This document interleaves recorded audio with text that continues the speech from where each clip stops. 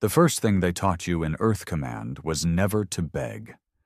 Not when you were outnumbered, not when they had their plasma barrels pressed against your jaw, and not when they tore your ship apart while laughing in their alien dialects. You keep your teeth clenched, your back straight, and your finger on the trigger.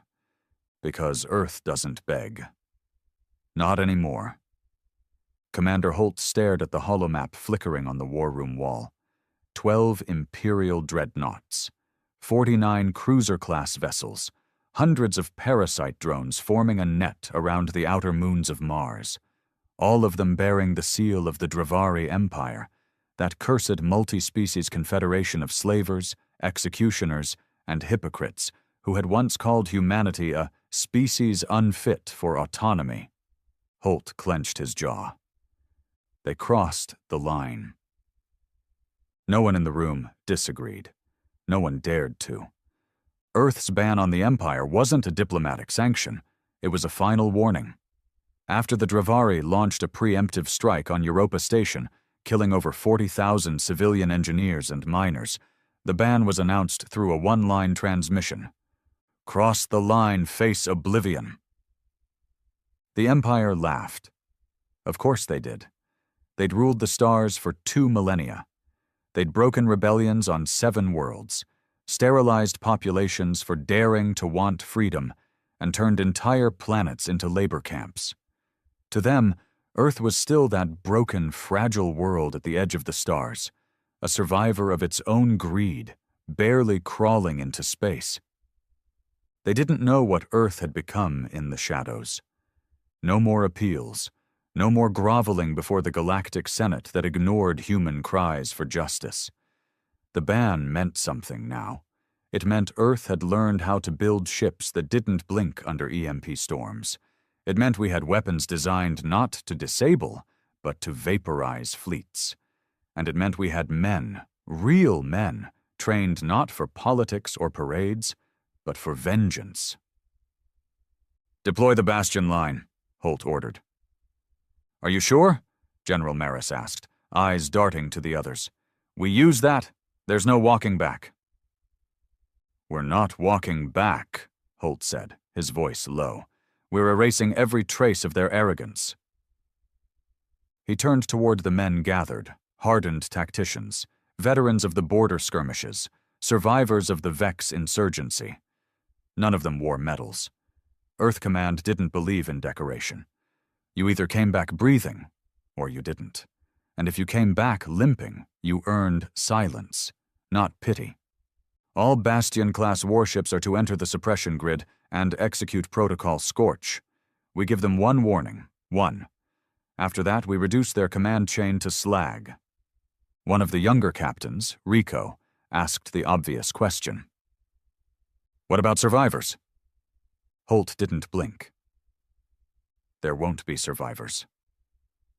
The silence that followed wasn't hesitation. It was respect. Because when Earth declared the Empire banned, we meant every damn word.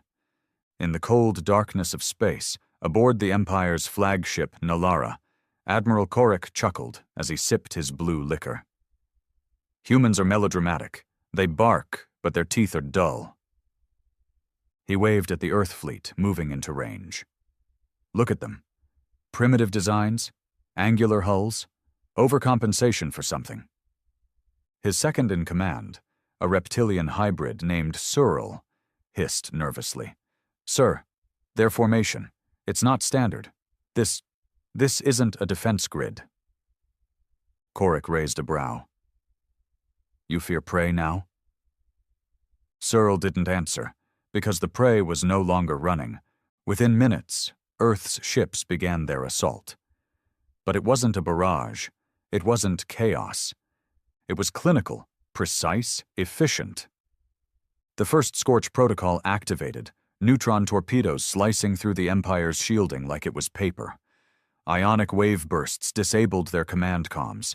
AI-guided railguns focused fire on every ship with a high-value target on board. The dreadnought, glorious Vrax exploded before it could charge its main cannon. The cruiser Thalsar broke in half, spilling screaming soldiers into the void. There were no warning shots, no second chances. Earth had banned the Empire. And this was the price. Blood always looks the same in zero gravity. That's what they used to say in covert training. Doesn't matter if it's alien or human. Once it's floating in a ruptured cabin, globules spinning like dead stars, it loses identity, loses meaning. You either keep moving or you join the mess. Commander Holt stood silently aboard the ECS Revenant, the flagship leading Earth's counterstrike. Through the reinforced viewport, he watched as flaming wreckage spiraled across Martian orbit, fragments of what used to be the Dravarai 6th Fleet. The Empire had lost more ships in the past 6 hours than in the last 3 centuries, and they weren't retreating. They were panicking. The comms buzzed behind him. "Sir, we're receiving a long-range hail from the Empire's Admiralty, encrypted, marked diplomatic priority." Holt turned slowly. "Decline it." The officer hesitated. "Sir?" "I said decline?" Holt's voice dropped an octave. "There are no negotiations. Not anymore." The comm officer tapped the console, and the Empire's message, likely a plea for ceasefire, maybe even an apology masked in bureaucratic language, vanished into digital ash. He couldn't stomach their words. Not after what happened at Europa. Not after the images they all saw. Children fused to bulkhead walls.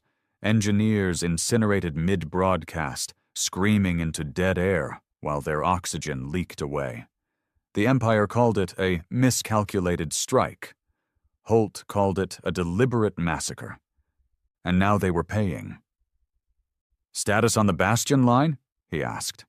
"Fully deployed," said General Maris, stepping up beside him.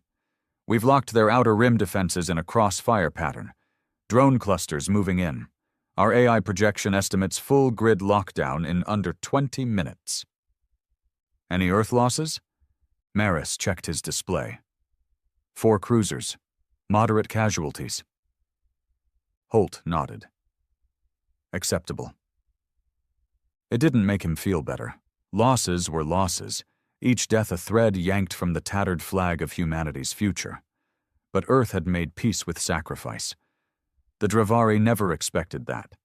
Empires thrive on compliance, not resolve. They conquered with fear. But Earth had outgrown fear. Earth had learned hate. Across the void, in the shattered remains of the Nalara, Admiral Korik coughed up a lungful of iridescent blood.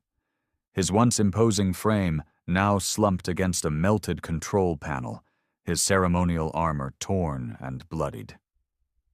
The bridge was gone. Half his officers were gone. Some still floated outside, frozen in death, limbs outstretched as if still reaching for salvation. "Searle!" he rasped. The reptilian aide limped toward him, half his face burnt, one arm missing. "Admiral, they've disabled our command chain. The network is gone. We're blind." Korik swallowed hard. "How did this happen?" Cyril didn't answer. The truth was already carved into their eyes. They'd underestimated Earth. For generations, the Empire had monitored human advancement with arrogance. They saw Earth's civil wars, political instability, environmental collapses, and scoffed. "Too emotional," they'd said. "Too chaotic. Too weak to unify." But humanity did unify. Not through peace, not through treaties, through vengeance, through shared scars, through the burning memory of being treated as less than.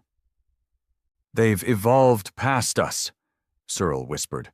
"Not biologically, strategically, psychologically. They don't just want to win. They want to end us," Korik finished.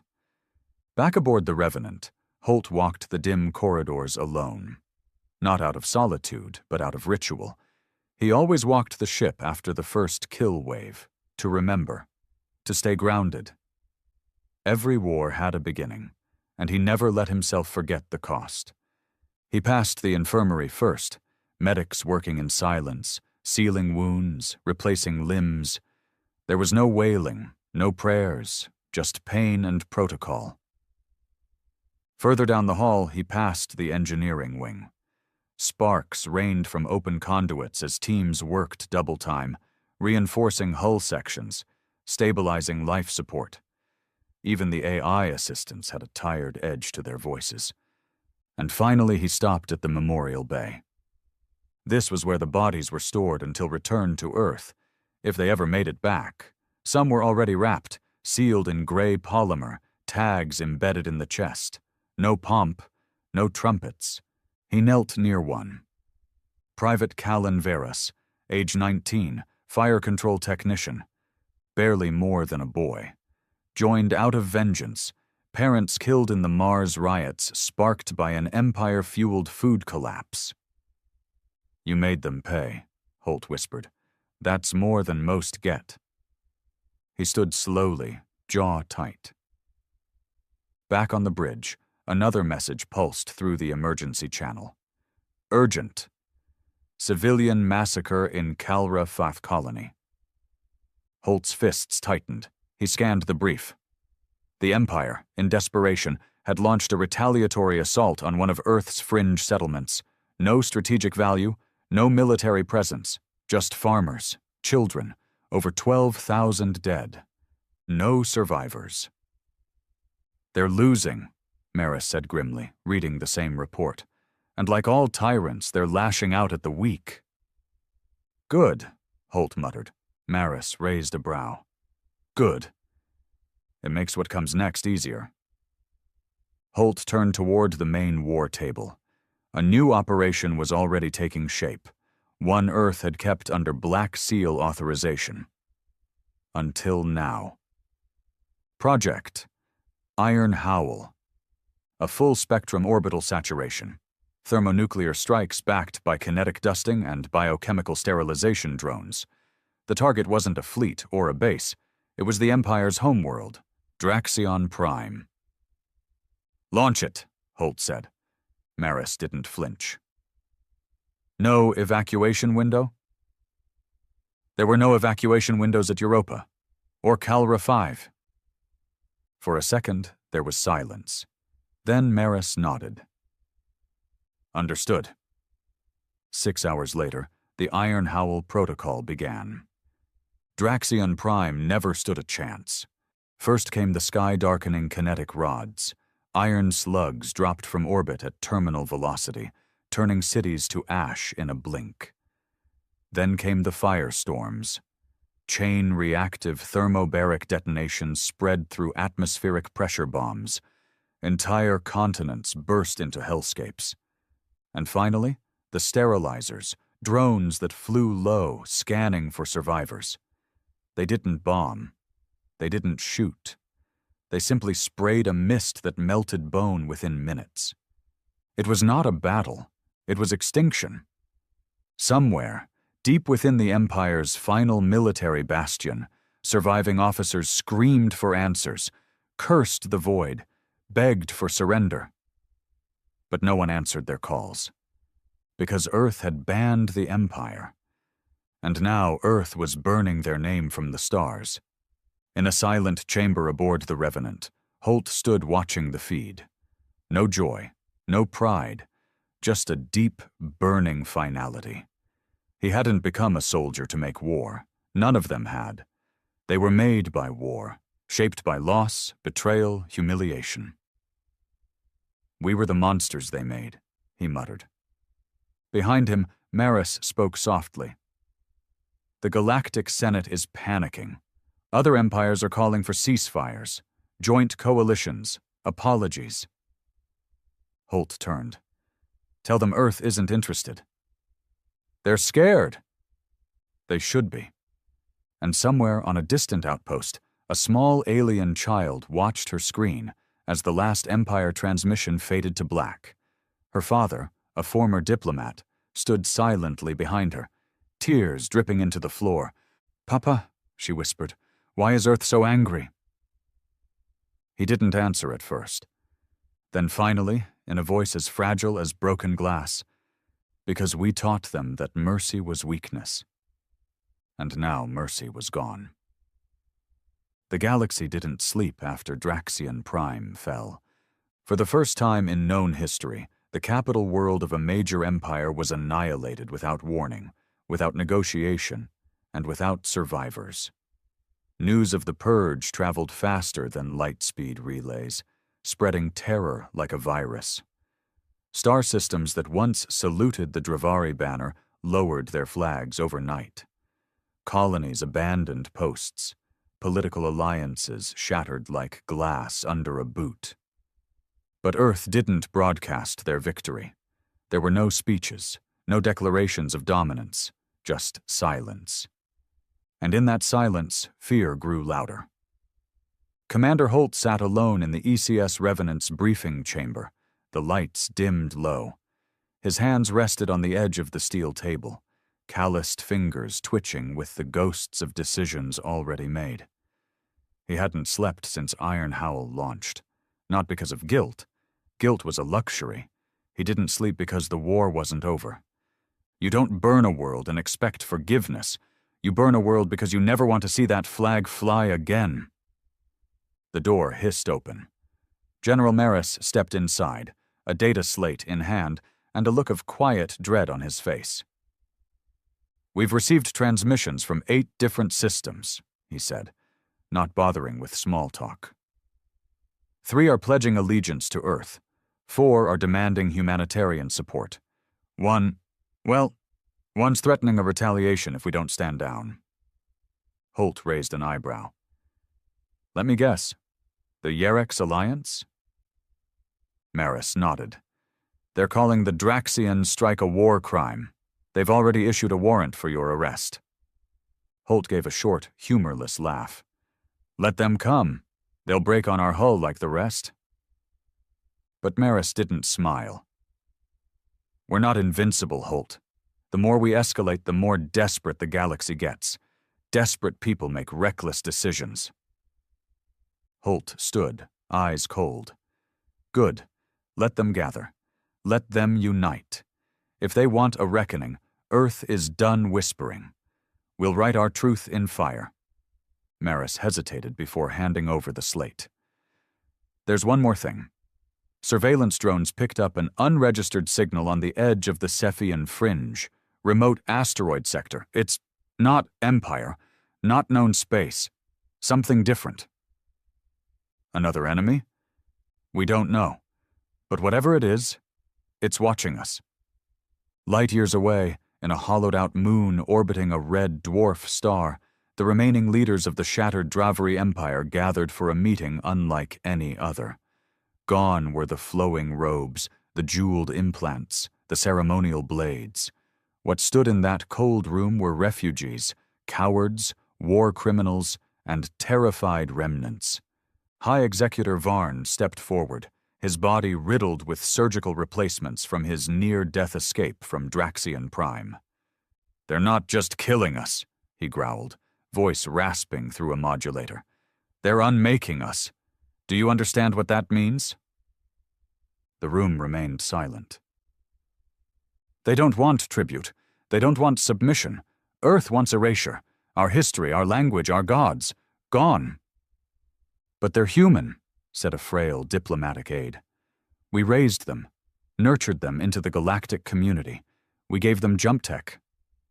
And now they use it to slit our throats." Another voice, young, nervous. "We could sue for peace, offer reparations, a gesture of atonement." Varn slammed his fist into the table. "Earth doesn't believe in reparations. They believe in revenge, and they're better at it than we ever were." Silence fell again, heavier this time. Varn lowered his voice. "There is only one path left. We need a new weapon, something they don't expect, something even Earth hasn't prepared for." A whisper stirred the room. "Project Eidolon." Eyes turned, some in horror, some in awe. It had been buried long ago, a failed genetic weapon program, forbidden by galactic law for its cruelty. You would unleash that thing? Someone gasped. We're past morality, Varn said coldly. Earth taught us that. Back aboard the Revenant, Holt stood in the central command tower, watching stars drift through reinforced glass. He didn't feel like a hero. He never had. He thought about Europa again. His brother's voice screaming in the background as oxygen vented from the station, audio scrambled by static and fire. He thought about the political broadcasts afterward, the Dravari ambassador insisting it was an unfortunate error in targeting protocols. Error.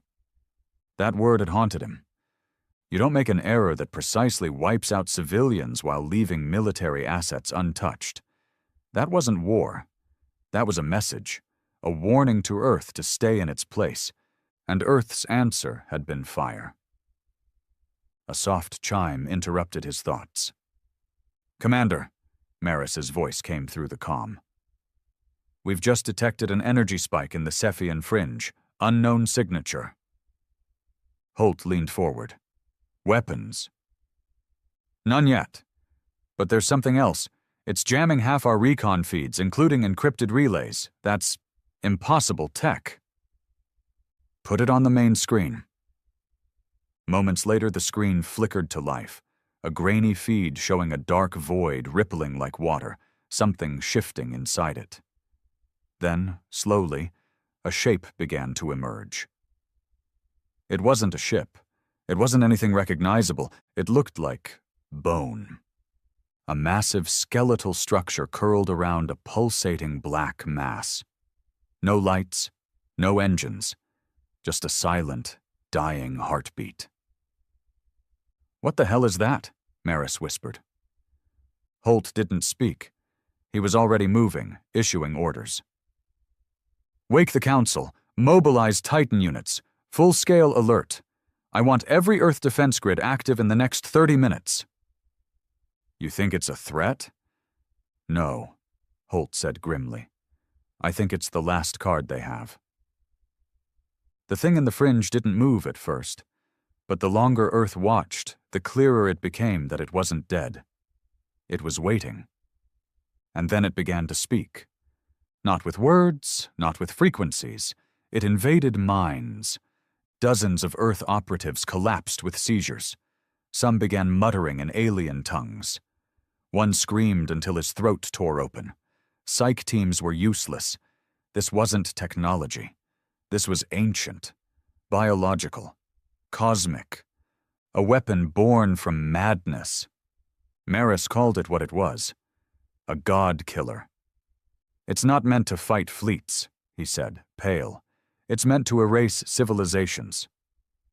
But Earth had already made its choice. They didn't kneel. They didn't parley. They prepared.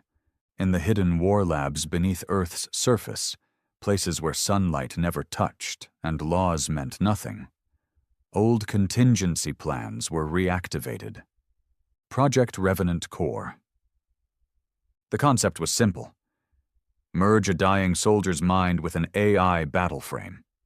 Human emotion, machine calculation, rage without pause, conscience severed. They'd only ever made one. It had gone rogue.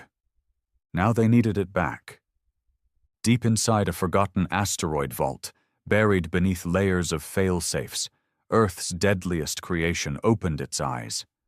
No name, no rank, just a purpose. Holt stood before the armored shell, watching as the figure inside stirred from cryo.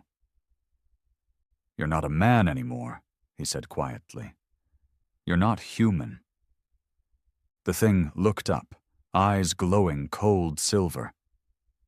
I wasn't human when they murdered my family, it replied. Holt nodded once. Then make them remember. The war wasn't over. It had just evolved. What had begun as vengeance was now a war for dominance. Earth had broken the empire, but something darker was awakening, something even older than empires. And humanity, for all its rage, would soon learn the cost of being feared. Because when you erase your enemies, you erase the balance. The thing in the Cephian fringe had no name, not in any language spoken by the Empire or Earth. It existed before names, before speech. It wasn't created.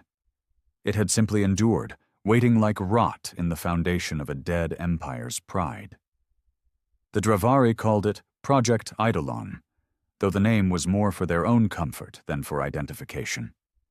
They thought they could control it. They were wrong. It didn't respond to commands. It responded to pain. And after Earth's genocide of Draxion Prime, it awoke with hunger. On the ECS Revenant, every surface buzzed with activity. No soldier rested. No station stood idle. The crew had moved beyond standard war protocol. They were in survival mode now.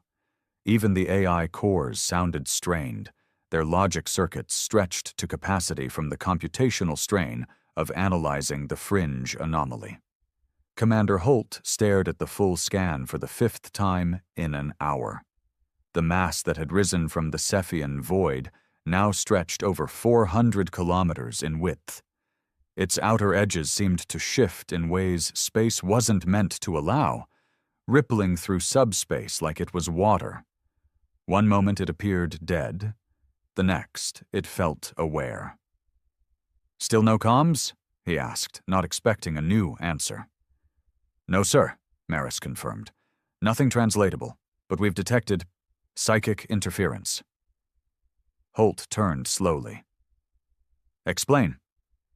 "The probe units we sent, their handlers are reporting shared hallucinations, waking dreams, mental ruptures.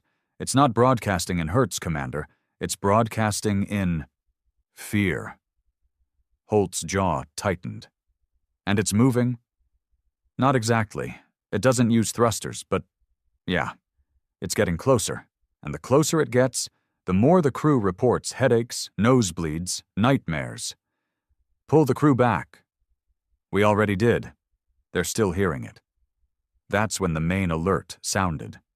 Not a standard alarm, but one only used in theoretical doomsday protocol.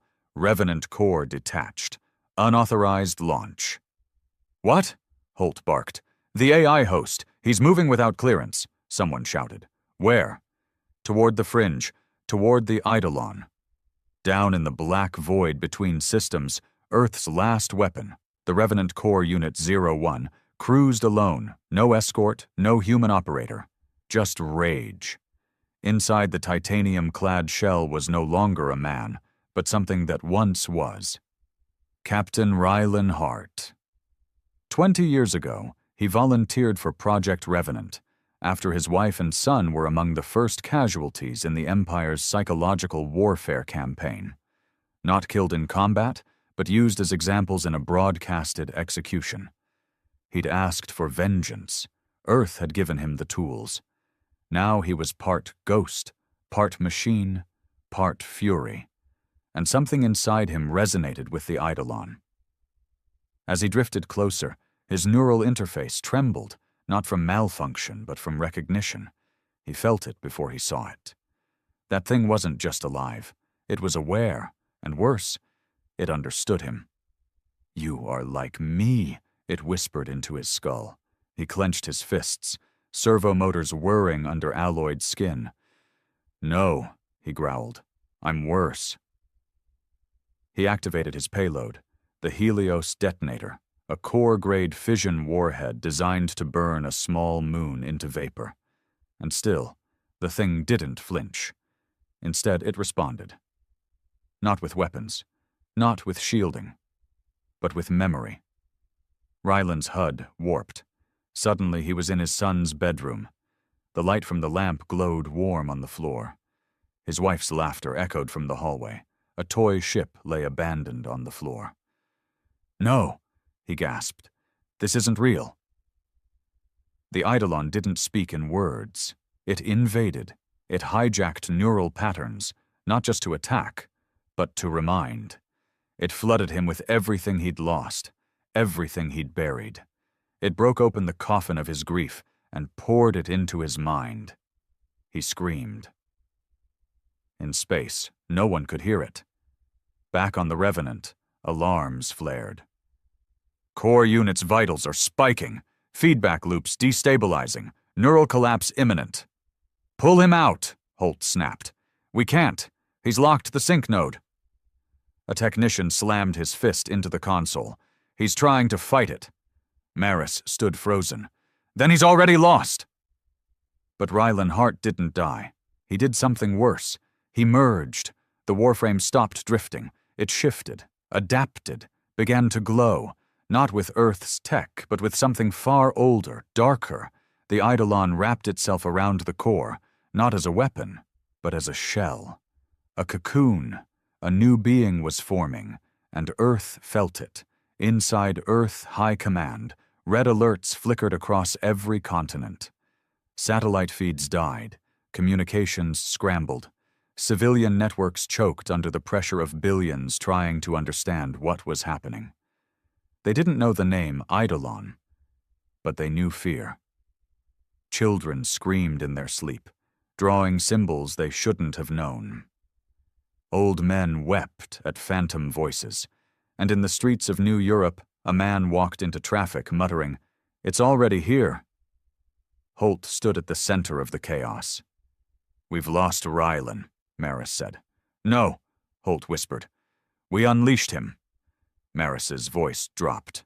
"Sir, we may have created something worse than the Empire ever did." "Then we finish what we started." Operation Final Echo was the last contingency. It wasn't designed to win a war. It was designed to stop the end of everything. It involved quantum destabilizers, atmosphere burners, soul scrub tech, the kind of weapons banned by every race that ever reached the stars. Earth had kept it secret, because Earth never trusted peace. "We fire the Omega Lance," Holt ordered. Maris stared. "That'll tear a hole in subspace across half the sector." "We're past saving sectors." "And if it doesn't kill him?"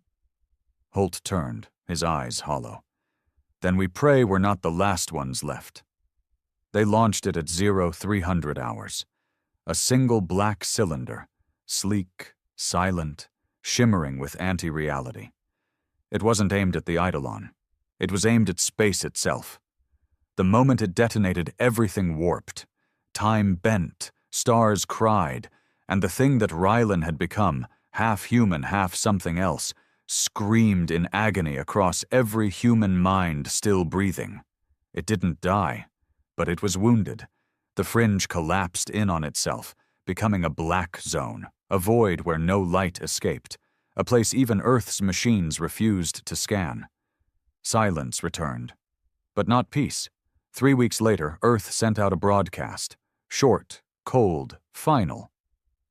"The Empire is gone. The Eidolon is silenced. The cost is paid. Let none speak of dominion again." The galaxy listened and stayed quiet.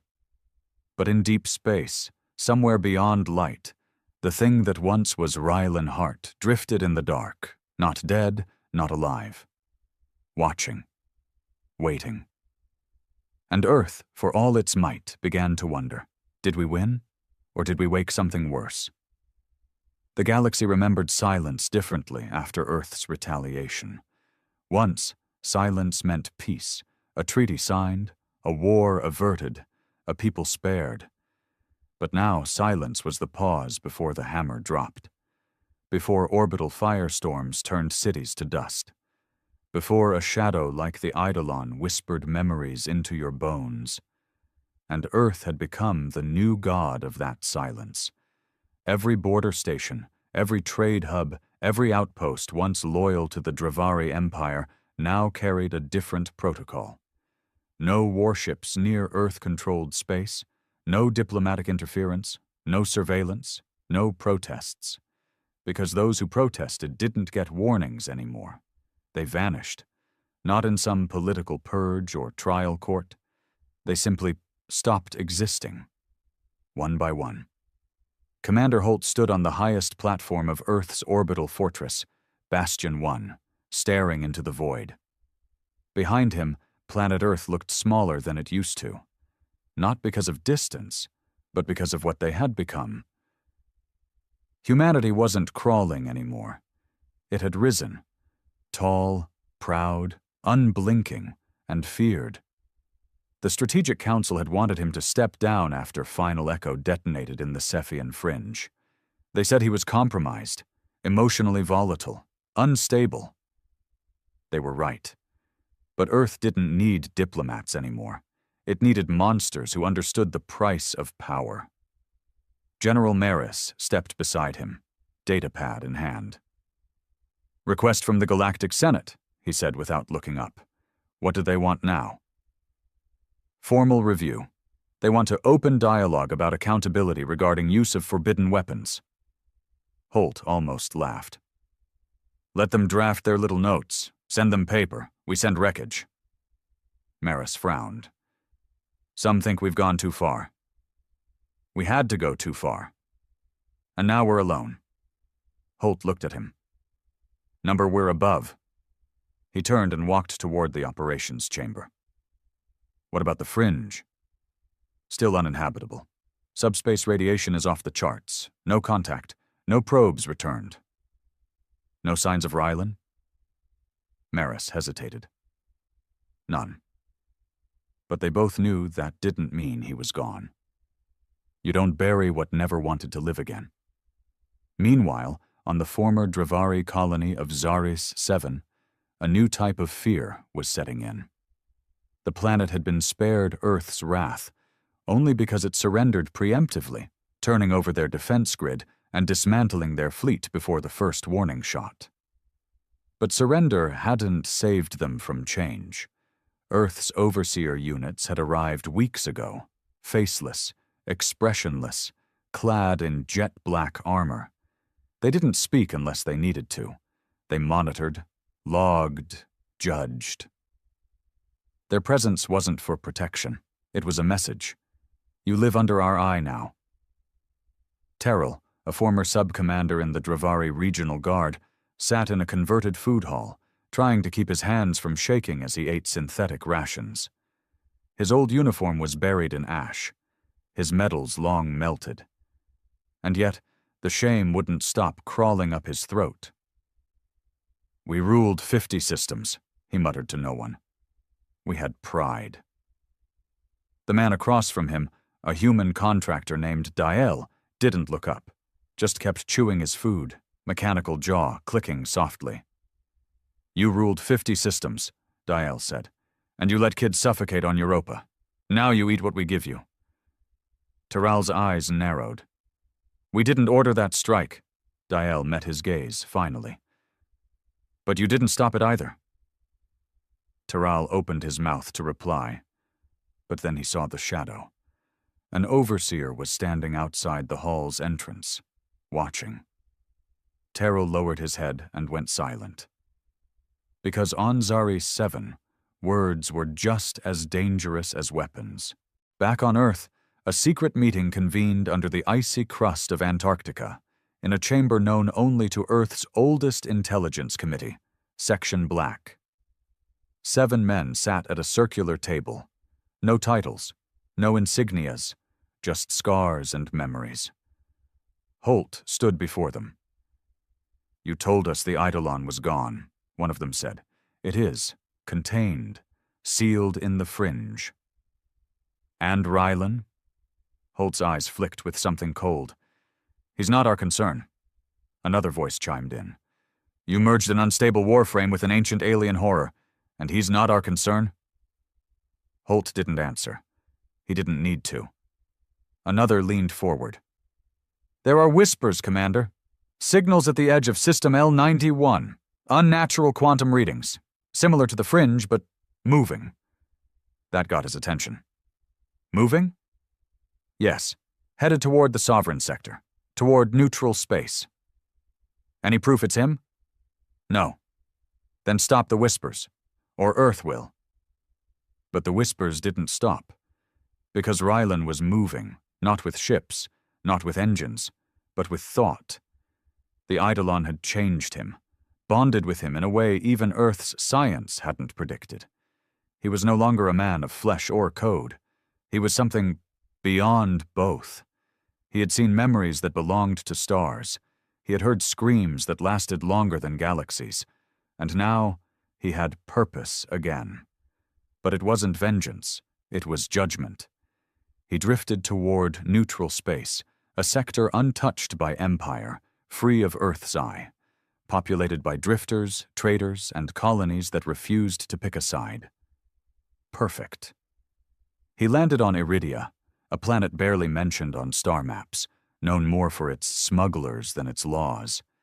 The moment he stepped onto the soil, people screamed, not because they saw him, but because they felt him. Fear like a second heartbeat, voices like sand in the skull, time itself bending like cheap metal, and Rylan walked through it all, silent. He wasn't here to conquer. He was here to offer a warning, one sentence broadcast across all systems in the sector. Earth made me a weapon. You made me a myth.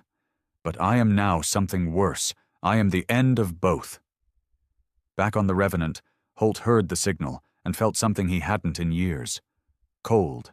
Not from fear, from memory. Ryland's voice hadn't aged, hadn't distorted. It was calm, focused, measured, and that was the part that made Holt's blood freeze. Maris stood beside him. Orders? Send a kill team. Maris hesitated. To a neutral sector? That's not sanctioned. Neither is what Rylan is. Commander. Holt didn't flinch. If we don't erase him, someone else will try, and they'll fail. Then we'll have more of him. And in a whisper, as if confessing to the void, I created this thing, and I'll be the one to bury it. The kill team, 5 elite ghost operatives, trained in zero-signal warfare, deployed within the hour. They didn't carry flags. No one knew their names. Earth called them null blades. They didn't bring justice. They brought finality, and they weren't ready. The moment they touched ground on Iridia, they began to die. Not from bullets, from truth. Each one lived through the death of a world. One burned alive in his own memory. Another relived every kill he'd made until he tore out his own eyes. Only one made it to Rylan. He raised his rifle, screaming, "In the name of Earth!" But Rylan just looked at him, and he stopped breathing. No wound, just absence. Back aboard the Revenant, Holt waited for the final transmission. It never came. Just silence. And for the first time, he whispered something no soldier of Earth had dared since the war began. What have we done? Because Rylan wasn't the enemy anymore. He was a mirror, and Earth didn't like what it saw. Rain fell in a steady sheet over New Europa. Not real rain. Earth couldn't risk uncontrolled weather anymore. This was engineered, chemical sterilized, and climate controlled. It cleaned the streets, scrubbed the air, washed away memory. But it didn't wash blood from hands. Commander Holt stood in a black coat on the rooftop of the Earth Command building, staring down at the city below. The skyline had changed. Cleaner, sharper, brutalist towers climbing high with surveillance drones circling like vultures. The people walked in lines, eyes lowered, purpose-driven, efficient, controlled, and afraid. Earth had become the very thing it once hated. General Maris approached slowly, his boots tapping against wet steel. "It's done," he said. "Iridia's population has been neutralized. The kill team failed, but orbital suppression finished the job." "Collateral?" "High." "How high?" 70,000. Holt didn't move. The numbers didn't matter anymore. "There were children there," he said flatly. "There were whispers there," Maris corrected. Holt didn't answer. They stood in the rain for a while. A silence not of peace, but exhaustion. Regret was a luxury Holt hadn't allowed himself. But doubt? Doubt was starting to infect the cracks. He remembered the first days of Earth's defiance, the fire of unity, the shared grief, the rage that bound them. Revenge was clean then. Purposeful. It had meaning. Now it felt like inertia. Kill or be forgotten. Silence dissent or let it spread. Power was a fire, and Earth kept pouring fuel just to keep it from going cold. "How many more worlds?" Holt finally asked. Maris didn't reply, because they both knew the answer. As many as it took to keep the myth alive. In the lower sectors of Earth, where light didn't reach and names were traded for codes, a rebel cell met in silence. No banners, no speeches, just a stolen drive and a screen flickering with the last recorded feed of Iridia. The man on screen was Rylan Hart. He stood in front of a burning settlement, the sky torn with static, the soil cracked by orbit strikes, and he looked directly into the camera. This is what Earth calls justice. A woman in the cell clenched her fists. "They say he's mad, possessed. You see madness here?" No one answered. Another whispered, "He was their weapon once. And now?" The woman smiled faintly. "Now he's ours." The rebellion didn't spread through politics. Earth had burned those years ago. It spread through grief, through whispers, through questions no one was allowed to ask. Why did Earth silence the fringe records? Why did the Null Blade program go dark? Why did 70,000 people die on a planet with no fleet? The overseers tightened their grip.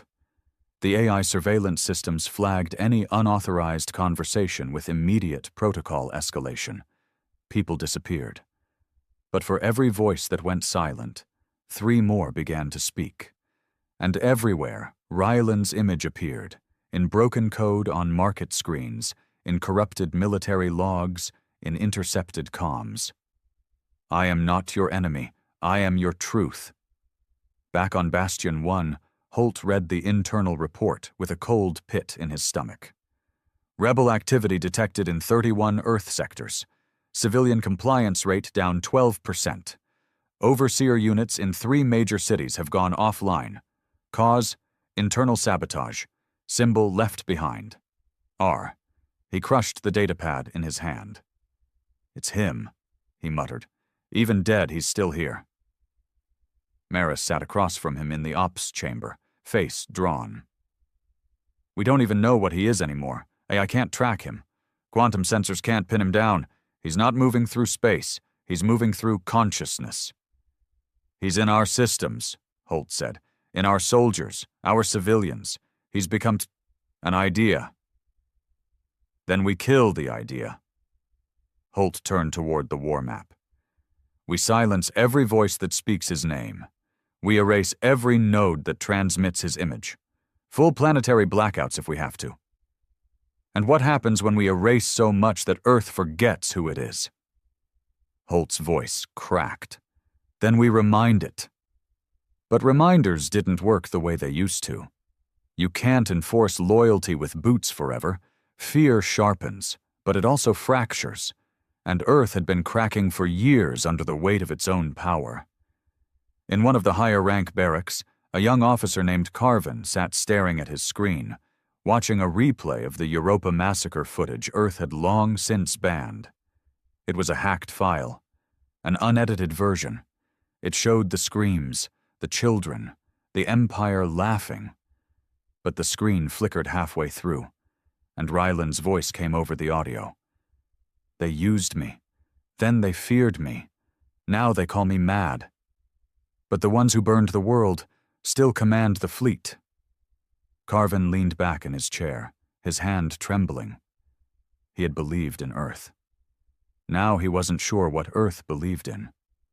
In Section Black's deep chamber, Holt sat alone after the rest had left. He activated a sealed terminal. "Confidential. Operation Revenant. Phase 0 archive."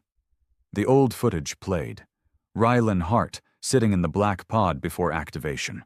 No armor, no machine, just a man, hollow-eyed, dead-faced. Holt's own voice echoed from the audio log. "Why are you doing this, Rylan?" Rylan's reply came slow, quiet. "Because I want them to feel what I felt. And because you won't stop them. But I will." And Holt had approved it. He watched the approval stamp burn into the screen like a brand. Authorization, Commander Holt. Now that ghost was haunting them all, In orbit, a signal broke through jamming nets Earth hadn't even detected yet. A planet called Virion 3, long abandoned, was lighting up with quantum codes. Not military, not Empire, not Earth. Just a single repeating message. I will return. Not as a soldier, not as a god, but as your reckoning. R. Holt read it. He said nothing. But for the first time since Europa, he closed the war map. And he wept. Not for the dead, but because he finally understood the truth. They hadn't created a weapon. They had awakened a conscience. And that, in the end, was what Earth could never control. The war room of Bastion 1 used to be a place of certainty. Steel walls reinforced with triple-layer shielding. Command tables lit with holographic projections of distant systems. Dozens of uniformed officers taking orders with robotic precision. It was the mind of Earth's war machine, flawless and brutal. Now it felt like a tomb. Half the systems on the display blinked red. Rebel signals were surfacing in clusters, on Earth, Mars, the moons of Titan, even deep space colonies that once begged for protection.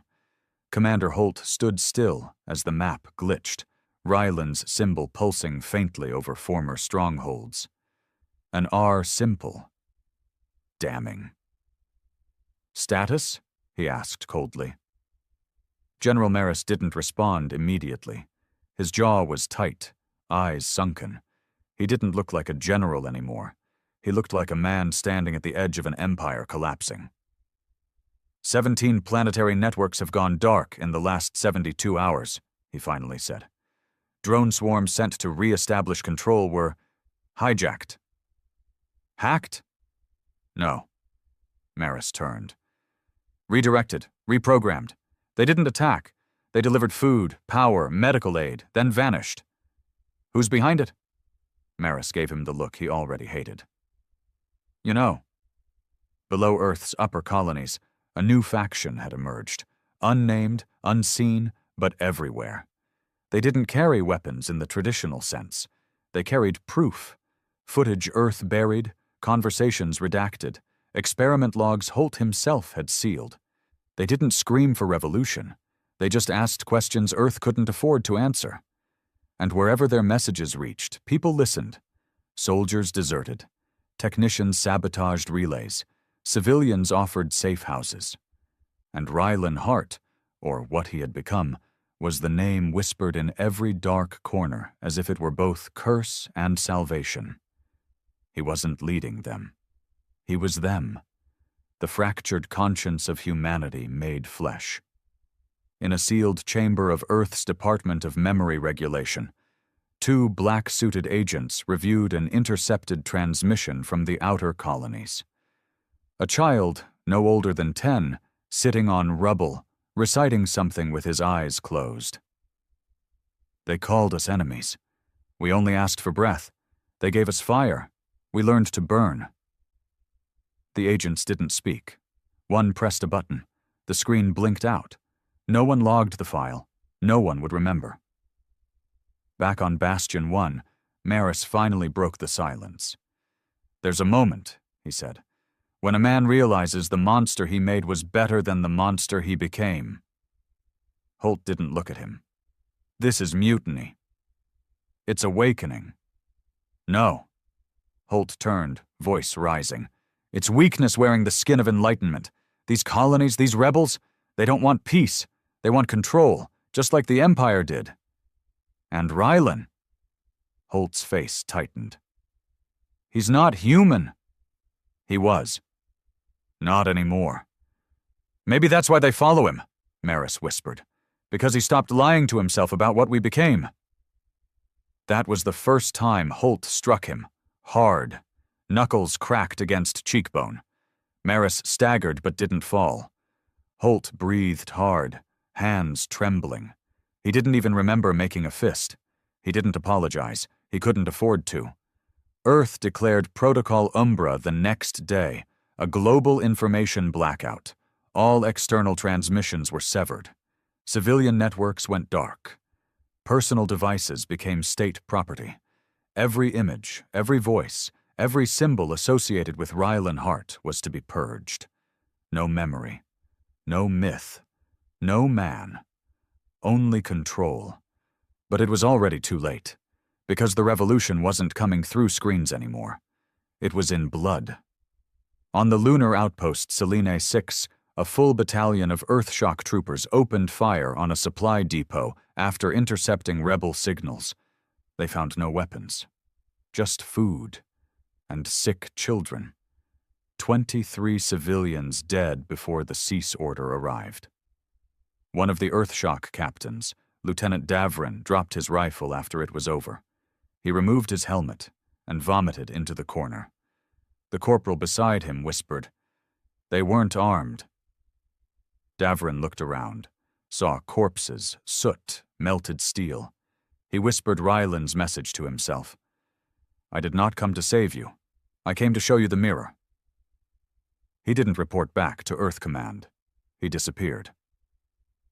And that night, Selene 6's defense grid failed, not from enemy attack, but internal sabotage. By morning, the Earth flag was gone, replaced by the symbol of a single burning R. Meanwhile, in the void between sectors, Rylan Hart drifted within the shell of what remained of the Eidolon. It was no longer a weapon, no longer a parasite. It was a vessel now, a carrier of thought, of memory, of pain. He did not need food, nor sleep, nor breath. He only needed clarity. And as he floated among forgotten stars, he whispered the names of the dead.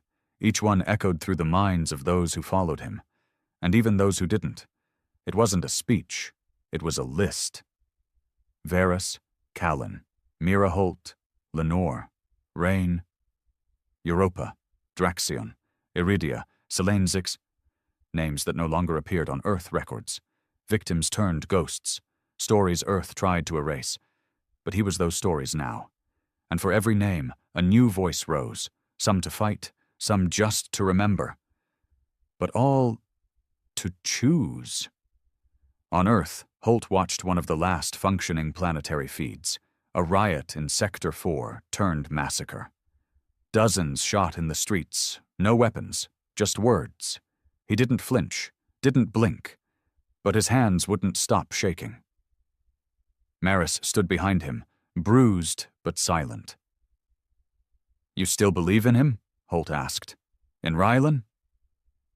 Numberinus Maris didn't answer, because the truth was now too loud to deny. They had become the new empire. But worse, because this time there was no galaxy left to blame. The next morning, Earth's skies flickered. A planet-wide glitch pulsed through every surveillance system, every satellite, every military HUD. Then, just for 2 seconds, every screen blinked white, and a phrase appeared in red. "What you kill doesn't stay dead. It becomes the thing your children worship." By nightfall, 28 more cities were in lockdown. The people weren't running anymore. They were organizing. And Ryland's name was no longer whispered. It was shouted. And Earth's soldiers, the ones who still followed orders, now had to decide. Pull the trigger, or put the gun down. The skies over Earth turned red before dawn, not from bombs, not from warships, not even from rebellion, but from the sun rising through the smoke of a burning world, a world that had ruled the stars, erased its enemies, and now stood on the edge of its own undoing. Cities burned in silence. Not one broadcast went live. The networks were gone. The AI satellites had gone quiet. The overseers, Earth's so-called guardians, had been pulled down by the very people they once patrolled. The black metal shells were now strung from towers like warning signs. "We are not afraid of you anymore." In the capital, once called New Europa, Commander Holt walked alone through the empty halls of Earth Command. No guards, no aides, no ceremony, only echoes. The massive flag of Earth, once a symbol of defiance and power, had been torn from the command tower, replaced by a crude banner of black cloth marked with a blood-red R. He didn't stop to look at it. He already knew who waited at the top. The command chamber was cold. Wind swept in through the shattered observation glass. The war table, the same one that launched 1,000 strikes, now lay broken, half-crushed beneath fallen steel. And at the edge of the platform, staring out at the horizon, stood the man who should have died long ago. No longer fully human, no longer Rylan Hart, but still unmistakably him. Holt stepped forward. His boots crunched over glass. His bones ached with every step. "You finally came back," he said. Rylan didn't turn. "I never left. You just stopped looking." "Is this it then? You came here to kill me?" "I could have done that years ago." Holt narrowed his eyes. "Then why didn't you?" Rylan turned. And for the first time, Holt saw what he truly was. Not a god, not a weapon, not a myth, but a man made of every death Earth refused to acknowledge. Skin like ash, eyes like cold iron, a voice that carried the silence of every name Earth deleted from its records. "I came here to bury you," Rylan said quietly. Holt laughed once. Bitter. Tired. "Then finish it." But Rylan didn't raise a hand, didn't draw a weapon. He stepped forward and held out a data chip. "What's this?" "Everything," Rylan said. "The truth. Europa, Draxion, Iron Howl, the Nullblades, the Fringe, the experiments you authorized, the rebels you erased, the innocents you incinerated to preserve the lie." Holt looked at the chip and didn't take it. "You think this fixes anything?" "No," Rylan said, "but it ends the illusion. I was trying to protect Earth. You were trying to protect yourself. They would have destroyed us, you know that. And now we've become them," Rylan said. "Only worse, because we justified it." Holt looked away. And in that moment he felt it all. Every soldier he ordered to die, every child he sacrificed in the name of containment. Every time he told himself that power was survival, that victory excused anything. And yet, somehow, in this final hour, he realized the truth. They hadn't won. They'd simply outlived their enemies. That wasn't strength. That was failure. Down below, across the world, the revolution reached its end, not in violence, but in silence. Cities lit up with a new signal. Every screen, every device, every public node broadcast one feed. Rylan Hart, standing atop Earth Command, facing his creator. Not yelling, not calling for blood, but offering the truth. And people listened. Not because they believed in him, but because they had already stopped believing in everything else. Holt finally took the chip. He turned it over in his hand. Small. Simple. But heavier than any bomb he'd ever dropped. "People will want vengeance," he said. "They already took it," Rylan answered, "but now they want answers." "And what if the truth breaks them?" "It'll set them free." "I don't believe that." Rylan stepped back. "You don't have to. You're not the future anymore." Holt looked up. For the first time in decades, he wasn't sure who he was without a war to fight, and that scared him more than Rylan ever had. "What happens now?" Rylan looked to the sky. "We give them a choice." Over the next 7 days, the galaxy watched as Earth unraveled. The files leaked, the hidden crimes exposed, the bodies unearthed, the mass graves catalogued, the civilians forgotten by war finally remembered. But instead of burning Earth to ash, the galaxy paused, because vengeance had already been served. Now came rebuilding, and for the first time in living memory, Earth asked for nothing. No reparations, no demands, no excuses, just silence, and the faintest whisper of apology.